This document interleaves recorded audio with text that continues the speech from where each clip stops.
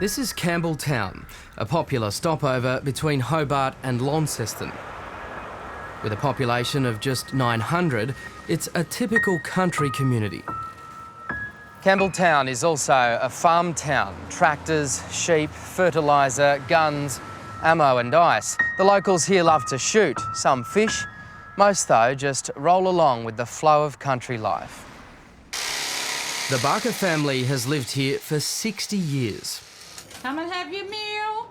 I don't sing out the second time. We've been summoned, fellas. It's Sunday night, roast night. This looks fantastic. I've joined Barbara, Robert and their eldest son, Paul, for the weekly family ritual. No, don't. But their youngest son is missing. We always had that place there spare for him, and you feel, I suppose, like he's still here. For this to have happened, it's just, I mean, I can still see him. It's been 200 weeks, 1,400 days since my brother was in a grave. And that means that 1,400 days and 200 weeks, that killer's been out there walking the streets. I might have walked past him. My family might have. A keen outdoors man, it seems everyone knew Shane Bones Barker. Very big on hunting and shooting. He's always friendly and, you know, nothing and never an issue with old Bones.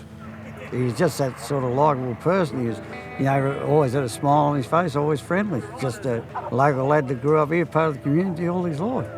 In 2009, Shane was separated from his wife of 4 years. They have a young daughter who's now 9 years old. Look, he bounced back. We were pretty proud of him the way he had. He got a new job at Roberts, actually, with the gun dealing and fishing equipment. He was just in his element. It was his dream job. He was so easygoing that you didn't have to try to make friends with him. You only had to speak to him and he was your friend.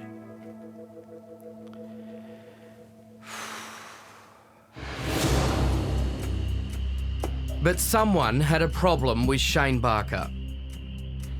On the 2nd of August, as with every Sunday night, Shane finishes dinner at his parents' house and heads home. I think he left there about 7:10, roughly. I think Dancing with the Stars come on. He said, bugger that. He said, I'm going home to watch the footy, I'd take. In pouring rain, Shane drives 3 kilometres back to his house on the outskirts of Campbelltown. He sort of left here and walked into a nightmare. He probably follows his usual routine, using his headlights to turn on the house lights. Before parking his ute in the garage.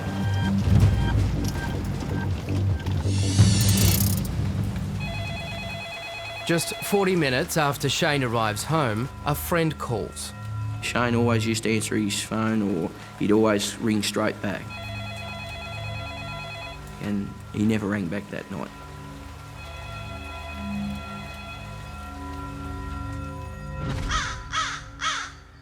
Even more unusual, Shane doesn't turn up to work the next day.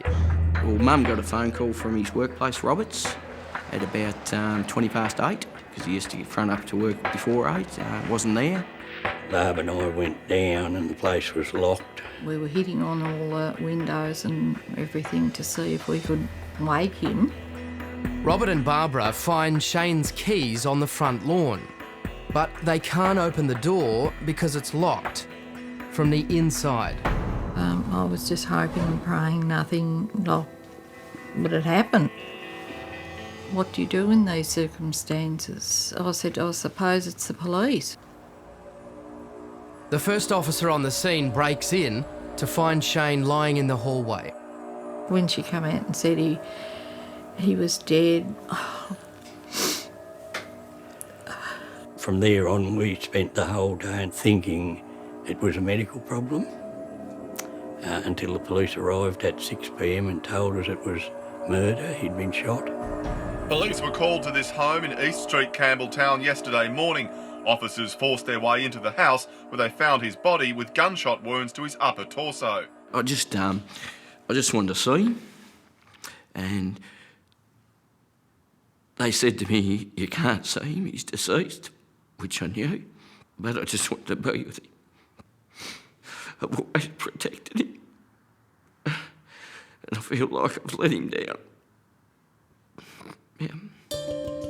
While the murder weapon is yet to be found, forensic officers have remained at the scene all day, collecting other evidence. Shane was shot with a .22, popular for rabbit and wallaby hunting. To this day, the killer's rifle has not been found. Where's the case at now? We've done a lot of work. We think we've left no stone unturned. Detective Inspector Scott Flood is in charge of the investigation. His team has been working on the case for 4 years without an arrest. We had that scene for many days. Obviously it was extensively forensically examined. It's the fact that it was rainy, windy the night before does contaminate the scene somewhat. The lead investigator at the crime scene was Detective Senior Sergeant Rick Newman. We don't know exactly where he was shot. That makes it a little bit hard, so we're guessing. One of the theories we're working on is the fact that the killer may have been up this alleyway just up here. Right. The garage door's just up the side there, which apparently used to exit quite a lot, so if somebody's done their homework.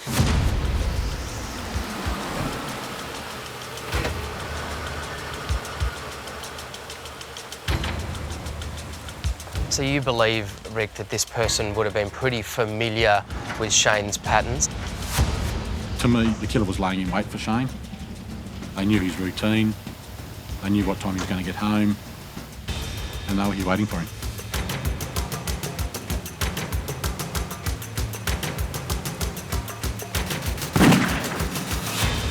He's basically been assassinated, and not just shot once, several times. I mean, cowardly.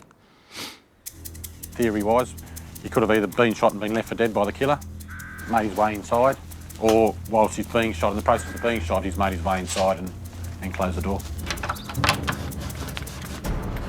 I think he knew the killer. As an investigator, you get gut feelings, and I think there's a likelihood we may have spoken to the killer already, and that's probably the frustrating thing. In small towns, everyone knows everyone's business, but no one seems to know who killed Bones Barker. Whoever the offender or offenders are in this case have been tight-lipped about the whole matter, and as a result of that, the intelligence hasn't been coming through to us like it normally would in a case such as this.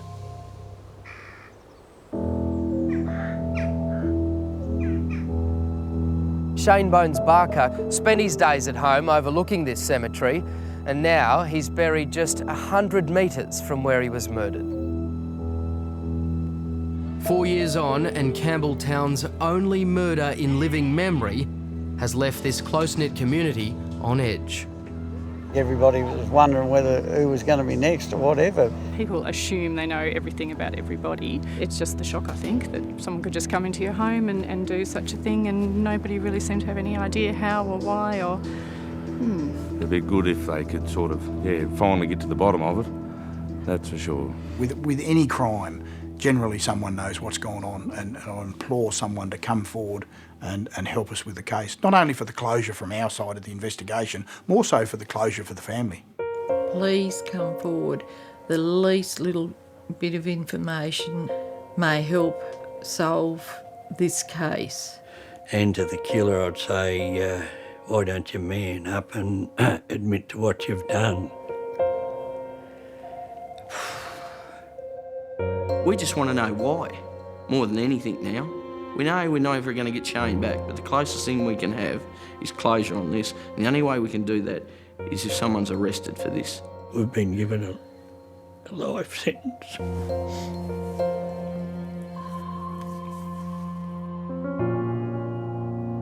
We want it solved.